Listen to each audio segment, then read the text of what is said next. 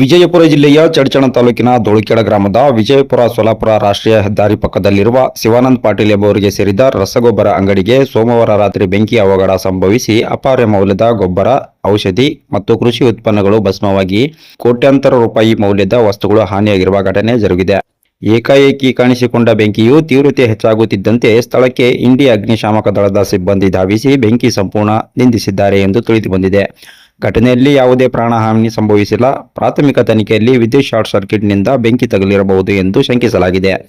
ಈ ಕುರಿತು ಜಳಕಿ ಪೊಲೀಸ್ ಠಾಣೆಯಲ್ಲಿ ಪ್ರಕರಣ ದಾಖಲಾಗಿದೆ. ವರದಿ ರಂಜಾನ್ ಅಂಗಡಿ ಜೊತೆ ಅನಂತನಾಗ್ ದೇಶಪಾಂಡೆ, NNTV, ಚಡ್ಚಣ.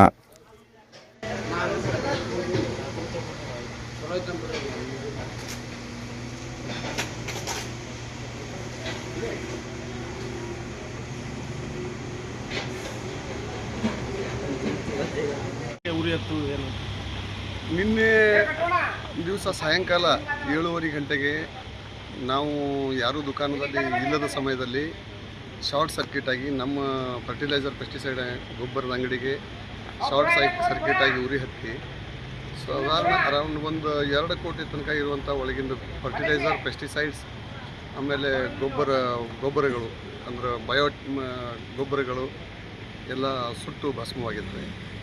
ಅದಕ್ಕೆ ಈ ಜಿಲ್ಲಾಡಳಿತ ಮತ್ತು ಧೂಳಿಕೆಡ ಗ್ರಾಮದವರೆಲ್ಲರೂ ನಮಗೆ ಸಾಕಷ್ಟು ಸಹಾಯ ಮಾಡಿದ್ದಾರೆ. ರಾತ್ರಿ ಇದ್ದರೂ ಕೂಡ ಎಲ್ಲ ಧೂಳಿಕೆಡ ಗ್ರಾಮಸ್ಥರು ಇವರಲ್ಲದೆ ಎಲ್ಲರೂ ಕೂಡಿ ನಮ್ಮದು ದುಕಾನದ ಮಳಿಗೆ ಅಂಗಡಿ ಉರಿ ಆರಿಸ್ಲಿಕ್ಕೆ ಪ್ರಯತ್ನ ಮಾಡಿದ್ದಾರೆ. ಆಮೇಲೆ ಅಗ್ನಿಶಾಮಕ ದಳದವರು, ಪೊಲೀಸ್ ಸಿಬ್ಬಂದಿಯವರು ಮತ್ತು ರೆವಿನ್ಯೂ ಅವರು, ತಲಾಟಿ ಸರ್ಕಲ್ ಅವರು ಕೂಡ ಎಲ್ಲರೂ ಕೂಡ ನಮ್ಮನ್ನು ಸಹಾಯ ಮಾಡಿದ್ದಾರೆ. ಆದರೂ ನಮ್ಮದು ಟೈಮ್ ಸರಿ ಇಲ್ಲದ ಬಟ್ಟಕ್ಕೆ ಇದು ದೊಡ್ಡ ಅಪಘಾತ ನಮ್ಮ ಕಡೆಯಿಂದ ಆಗ್ಯದ. ಅದಕ್ಕೆ ದೇವರು ನಮ್ಗೆ ಶಕ್ತಿ ಕೊಡಲಿ ಅಂತೇಳಿ.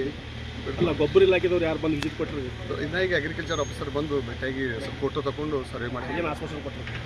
ಅವ್ರೇನು ಆಶ್ವಾಸನೆ ಏನು ಕೊಟ್ಟಿಲ್ಲ ರೀ. ಅವರು ಇನ್ಶೂರೆನ್ಸ್ ಐತೆ ಅಂತ ಕೇಳಿದ್ರು. ನಾವು ಇನ್ಶೂರೆನ್ಸ್ ಮಾಡಿಲ್ಲ, ಅದು ನಮ್ಮದು ಒಂದು ಮಿಸ್ಟೇಕ್ ಆಗೈತೆ ಅಂತ ಹೇಳಿದ್ರು. ಅವ್ರು ಆಶ್ವಾಸನೆ ಕೊಡ್ಲಿಕ್ಕೆ ಅವ್ರ ಕಡೆಯಿಂದ ಏನು ಆಶ್ವಾಸನೆ ಏನು ಕೊಟ್ಟಿಲ್ಲ. ತನ್ನ ಹೆಸರು? ಶಿವಾನಂದ ಶಾಮರಾವ್ ಪಾಟೀಲ್.